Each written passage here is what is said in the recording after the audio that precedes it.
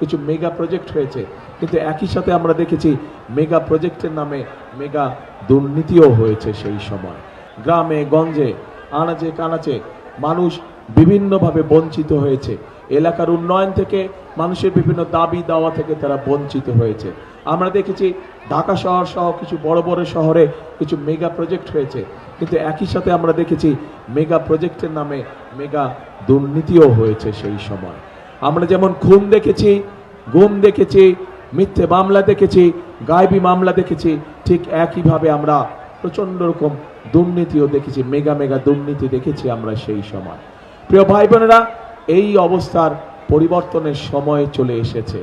এই অবস্থার পরিবর্তন করতে হবে, কিন্তু এই অবস্থার পরিবর্তন যদি করতে হয় ঠিক 5 তারিখে দল মত নির্বিশেষে বাংলাদেশের জনগণ যেমন রাজপথে নেমে এসেছিল, ঠিক একইভাবে আগামী 12 তারিখের নির্বাচনে আপনারা যারা ভোটার, আপনাদের সকলকে ভোট কেন্দ্রে নেমে আসতে হবে।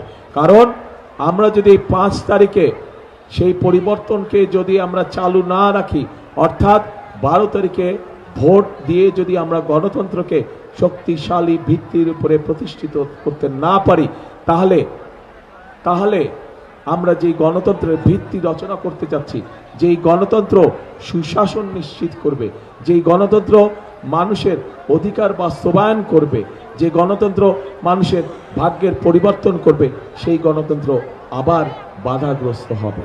সেই গণতন্ত্র যদি বাধাগ্রস্ত না হয়, 12 তারিখের নির্বাচনের মাধ্যমে যাতে গণতন্ত্র প্রতিষ্ঠিত করা যায়, জনগণের নিকট জবাবদিহিমূলক সরকার প্রতিষ্ঠিত করা যায়, তার জন্য জনগণকেই সামনে এগিয়ে আসতে হবে। কারণ এই বাংলাদেশ কিভাবে চলবে, কিভাবে চলবে না, বাংলাদেশে কি হবে হবে না, তার সিদ্ধান্ত নেবার মালিক এই দেশের জনগণ।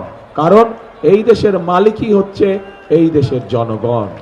প্রিয় ভাই বোনেরা, আমরা রাজনৈতিক দল হিসাবে আমাদের প্রার্থীরা আপনাদের সামনে তাদের স্ব এলাকার বিভিন্ন দাবি উপস্থাপন করেছে, যে 12 তারিখে আপনারা ধানের শীষকে নির্বাচিত করলে ইনশাল্লাহ 13 তারিখে ধানের শীষ তথা বিএনপির সরকার গঠিত হলে আপনাদের এলাকার যে দাবিগুলো আছে পর্যায়ক্রমিকভাবে সেই উন্নয়নমূলক কাজগুলো আমরা শুরু করব।